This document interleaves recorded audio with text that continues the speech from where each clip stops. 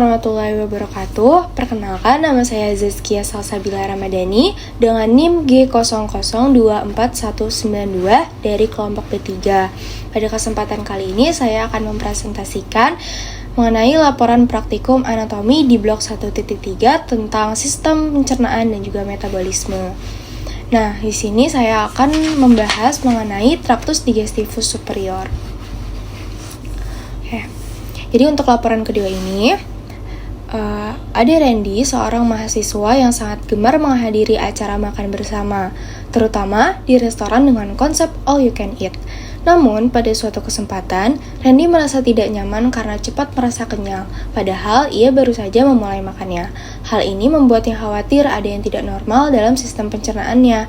Sebagai teman yang baik, jelasin ke Randy tentang traktus digestivus superior, mulai dari mulut sampai ke lambung, serta gimana kompensasi sphincter dan gerakan pencernaan saat dia lagi makan rakus di all you can eat. Jadi pertama-tama, traktus digestivus superior itu dimulai dari kavitas oris, lalu masuk ke orofaring, masuk lagi ke esofagus. Setelah itu, makanan itu akan masuk ke gaster. Jadi pertama-tama di sini akan menjelaskan dulu tentang kavitas oris. Jadi makanan itu pertama-tama dia akan masuk ke mulut ataupun kavitas oris. Jadi dia tuh bagian tubuh yang merupakan awal dari saluran pencernaan dan juga berguna untuk proses mengunyah atau proses mastikasi. Di mana rongga mulut sendiri itu dilapisi dengan mukosa oral atau tunika mukosa oris yang tertutup oleh epitel squamous berlapis atau squamous kompleks non kornifikasi. Jadi untuk pertama-tama sini ada batas-batas dari kavitas oris. Jadi sini ada batas-batas dari kavitas oris. Nah, pertama, kavitas oris itu bagian anterior dia akan dibatasi oleh rima oris ataupun celah mulut yang dia tuh dibentuk oleh labium superior dan juga ada labium inferior. Nah, selanjutnya bagian posterior dia itu akan dibatasi oleh isthmus faecium ataupun oropharyngeum.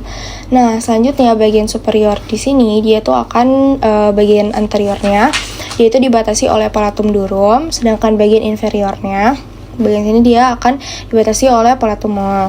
Nah, di bagian inferior dia itu akan dibatasi oleh diafragma oris dan juga di bagian lateral di sini ada musculus bucca, dia itu akan dibatasi oleh corpus adipusum buka sama processus alveolaris mandibula dan juga maxilla. Nah, kavitas oris sendiri itu terdiri atas vestibulum oris dan juga kavitas oris. Nah, jadi di sini ada vestibulus oris. Baru di sini kavitas orisnya. Jadi pertama-tama makanan itu akan masuk ke kavitas oris. Di mana di kavitas oris makanan itu akan mengalami proses kimiawi juga oleh enzim lipase yang ada di air liur. Nah, setelah mengalami proses kimiawi, dia juga akan mengalami proses mastikasi ataupun proses penggilingan makanan di gigi oleh gigi di mulut. Nah, lanjut setelah itu makanan yang sudah digiling itu menjadi disebut juga dengan bolus. Nah, bolus ini dia akan masuk ke orofaring. Nah, orofaring sendiri dia itu merupakan bagian dari faring. Jadi faring itu dibagi menjadi 3 bagian. Ada nasofaring yang ada di belakang nasal ataupun di belakang hidung. Lalu juga ada orofaring yang ada di belakang dari mulut, dan yang terakhir itu ada laryngofaring yang ada di belakang laring. Nah, untuk orofaring sendiri dia itu disebut juga sebagai mesofaring yang membentang setinggi vertebra cervical 2 sampai vertebra cervical 3 atau setinggi palatum mole di bagian kranialnya.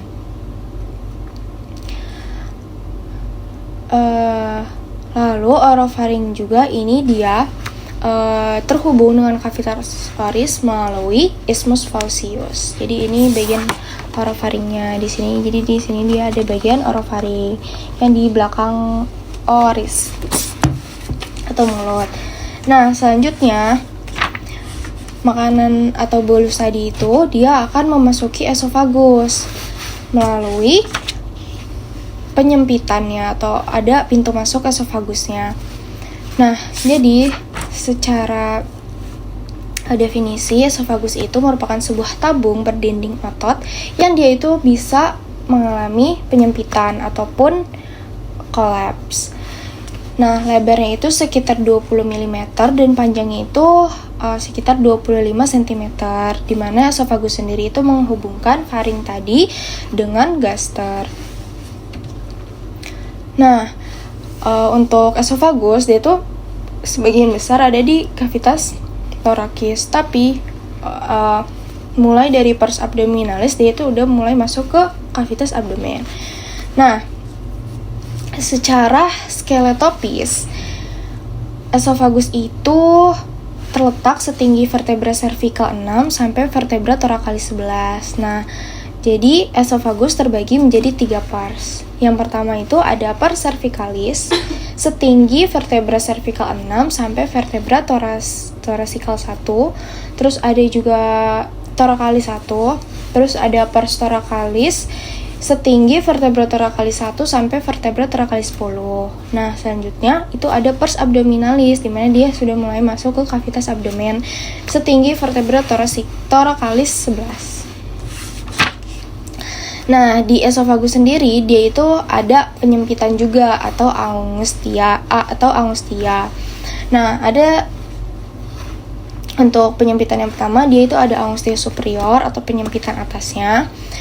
Nah, di mana dia itu merupakan pintu masuk esofagus di pars cervicalis. Jadi nanti bolus yang sudah mengalami proses mastikasi itu akan masuk ke esofagus. Yang nanti dia tuh akan turun melalui gerakan peristaltik.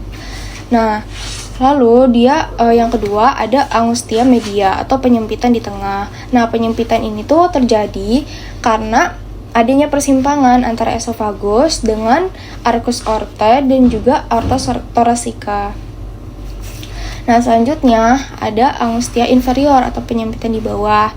Karena jadi esofagus ini dia mulai menembus cavitas abdomen, mulai memasuki cavitas abdomen dengan melewati diafragma. Jadi dia itu melewati diafragma melalui hiatus diafragma. Makanya di situ terjadi penyempitan juga. Nah, setelah itu bolus-bolus tadi itu akan turun memasuki gaster. Nah, jadi gaster itu merupakan organ traktus digestivus superior yang terletak intraperitoneal di perut atas.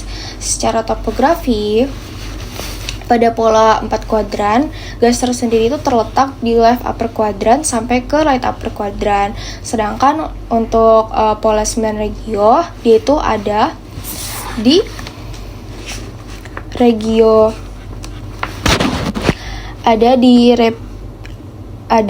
regio epigastrium di bagian tengah sini. Terus ke bagian hipokondrium sinistra sampai ke regio umbilicalis. Nah, selanjutnya jadi pada kondisi penuh, gaster ini bisa menampung 2-3 liter makanan. Nah, gaster sendiri kemudian itu punya 4 bagian utama. Oke, jadi di sini akan zoom lagi ya. Jadi untuk 4 bagian utamanya itu pertama ada pars cardiaca. Selanjutnya itu ada bagian fundusnya, fundus gastricum, terus di sini ada bagian badannya ataupun corpus gastricum, dan ternyata ada namanya pars pylorica. Nah, pertama-tama di pars cardiaca. Jadi pars cardiaca itu tempat bertemunya esofagus dengan gaster, kayak tempat persambungannya. Dimana di pars cardiaca sendiri ada namanya orificium cardiaca. Nah, di orifisium cardiaca sendiri itu dia ada sphincter. Nah, sphincter ini dia yang menjadi katup untuk mencegah, jadi saat bolus itu masuk ke gaster, dia tuh akan mencegah, dia tuh bisa membuka menutup sehingga mencegah bolus tadi tuh reflux ke esofagus. Nah, jadi di cardiaca, di pars cardiaca, di orifisium cardiacanya dia ada namanya LES atau lower esophageal gaster, atau juga sering disebutnya gastroesophageal sphincter. Sini. Nah, kemudian di sini ada namanya fundus gastricum atau bagian kubah yang ini, yang bagian kayak kubahnya ini. Dan di antara esofagus dan juga fundus gastricum dia ada namanya incisura cardiaca. Nah, fundus gastricum ini dia dapat membesar, dapat melebar ketika misalnya ada makanan yang masuk, ataupun ada gas, ataupun ada cairan yang masuk gitu. Jadi dia bisa menyesuaikan. Nah, kalau seperti skenario Randy tadi, nah kalau misalnya lagi makan all you can eat gitu, lagi makan banyak, nah dia tuh bisa membesar juga, kayak menyesuaikan. Nah, terus juga misalnya kita lagi makan terus sambil ngobrol, nah itu tuh udaranya tuh bisa masuk mengisi ruang-ruang yang ada di lambung, sehingga makanya kenapa bisa terasa cepat kenyang juga. Nah, selanjutnya di bagian corpus gastricum, ini bagian paling besar. Baru di sini dia tempat dicernanya, dan selanjutnya itu akan masuk ke pars pylorica yang ada di sini. Ini tuh katup sebelum dia akan dilanjutkan ke duodenum. Nah, juga di bagian corpus gastricum tadi itu juga ada